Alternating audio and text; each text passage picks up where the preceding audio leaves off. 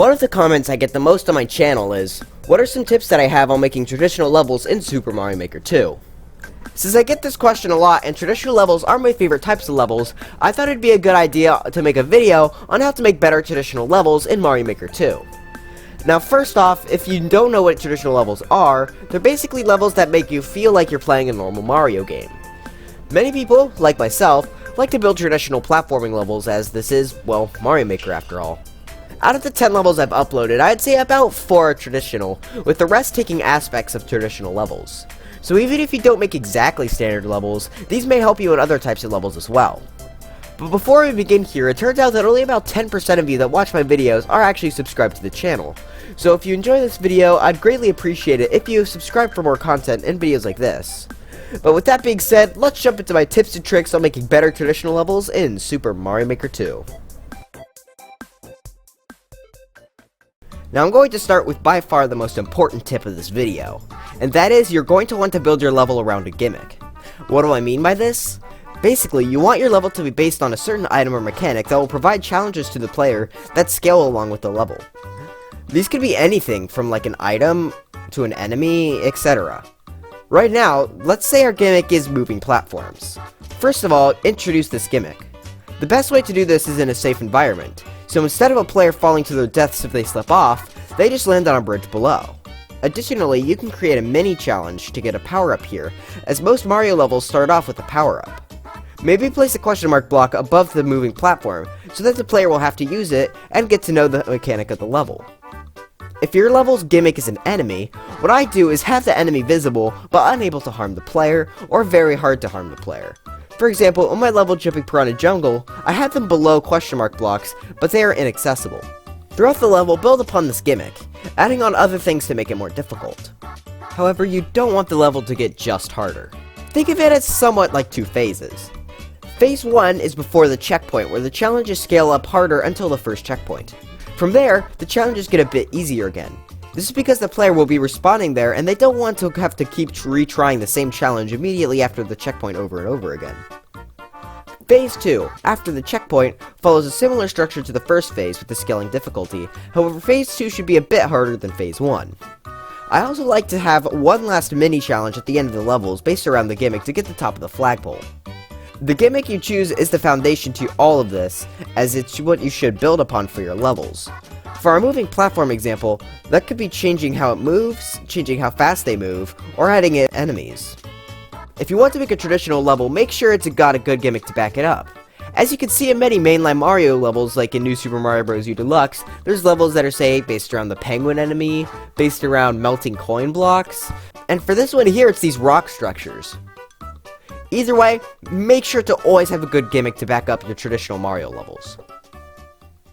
The next tip I have is to stick with a pallet. What do I mean by this?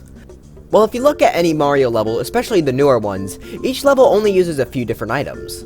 So I would suggest sticking with a group of items so your level is consistent. Ground, slopes, bricks, question mark blocks, Goombas, and Koopas will work with almost anything you make. However, the other items don't always work. You're going to want to have, say, 4 to 7 enemies in your level at the very most. However, I think 2 to 3 is the best number to be at. Any more than that may give your level consistency issues. Many items don't work well in certain themes. Skewers and thwomps, for example, really don't work in the ground theme, especially in New Super Mario Bros. U. Keep the different items you use in your levels limited. That way, the level is consistent and it's easier to focus on your gimmick. Now, I did mention that your level should be built around a gimmick. However, it's important that the whole level doesn't take place on it. In between challenges, the player should have time to take a quick break. Maybe stop on a Goomba or 2 and hit some question mark blocks and bricks. This is in nearly every Mario level as well, as this will give the player some time to prepare for the next challenge and relax from the previous one. Now, just because these are rest areas, that doesn't mean that they have to be blank. These are perfect spots to put bricks and question mark blocks. Just to keep the player on their toes, maybe you could throw in a Goomba in there as well. The sections of your levels using your gimmicks should be thought up as separate challenges, and each main challenge of your level should be broken up by some rest areas. This will keep the flow of your level pretty good, and will mostly give a positive outlook on the level for most people playing it. Next up is alternate paths and mini challenges. These can be very obvious or very subtle. Now what I mean by this is basically creating an easy and harder route. That way your level is filled with things to do, despite being linear. It also makes it appeal to a large group of people, new players and players looking for a challenge. For example, look at this setup for my level Jumping Piranha Jungle. You can either go on top of this semi-solid and your only enemy to deal with is a Wiggler, or you could go underneath and go through some piranha plants. Now why would somebody want to take the harder route, the bottom one? Well, it's simple, coins. Many people think coins should only be used for directions, and while they work amazingly for that purpose, they also work amazingly as mini rewards for mini challenges. Now these don't have to be big coins either, as normal coins work as well. These give an incentive for players to take a harder route. However, if the player doesn't want to, they can take an easier path. And this is just one of the many situations like this you can put in your levels. Here's another similar situation for my level Frostburn Castle, where you can either go on top, or time your jumps into a small gap for a 10 coin. Going back to our moving platform gimmick from earlier, maybe during one of your challenges, you could either take a safe platform with no enemies, or go into one with enemies for some extra coins. Look at any Mario level, especially parts with coins, and you will see what I mean by there being one easy path and one harder path. Heck, maybe there's even more than just two different paths. This will not only make your level appeal to more people, but also fill it with more content. It'll make players want to come back and try out maybe some of the other ways you can beat it. And each playthrough of the level will be different if you have alternate paths like this. Somewhat building off of the previous sections, we have secrets. Many Mario levels have secrets, and sometimes the separate paths I mentioned earlier are secret, where the challenge is to find them rather than to actually go through them. Many levels will have secret areas and pipes, and that's one of the easiest secrets you can make. From my experience, it's best to make coin rooms instead of shortcuts, and here's why. Since this is Mario Maker, shortcuts will actually make people not like your level as much, as many people will see them as dev routes, made so that the developer won't have to play their own level. So it's usually best if these things are just coin rooms. Also, for invisible blocks, it's best if you just have 1-ups, as, similar to the last thing, power-ups may make the player think that it was just there for the developer to have an easier time. Invisible blocks also shouldn't be able to kill players. In my level Pipes in the Sky, I almost had this issue as I had a vine that led into a small coin area. However, the player could have fallen off the platform. So I actually made an extra mini secret with a bridge underneath the platform with coins instead of a bottomless pit. Generally, just placing invisible blocks away from ledges would work, but this platform was so small that there wasn't really a spot for that, so I just took the double secret approach. Secrets should be used to reward exploration for your level, and if the player is rewarded for this, then that player will get a positive outlook onto the level, and may even try to explore it some more. For our final segment here, let's cover some of the smaller things that aren't really big enough for their own sections. Boss fights really shouldn't be in most levels, unless they're in Castle or maybe even Ghost House. A final challenge should of course be in every level, but a boss fight shouldn't usually be it. Usually it's best if the final challenge is a big platforming section, bringing in all elements of that level together. Don't fill your level with too many power-ups. I usually have 2 to 3, which I find is a good amount, but you can have a little bit more than that, or a little bit less if you want. For the power-up right after the checkpoint, have it as a reward for a mini challenge as we mentioned earlier. For example, in Frostburn Castle you have to run past a fire bar in a small area in order to get it.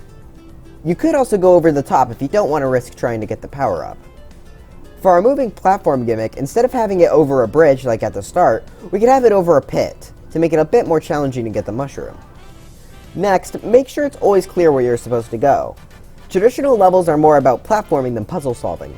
Now of course you can make a puzzle solving platforming mixed level, which are great and all, but if your goal is to make a traditional level, then try to keep it as easy to know where to go as possible, and make the challenge actually doing the sections.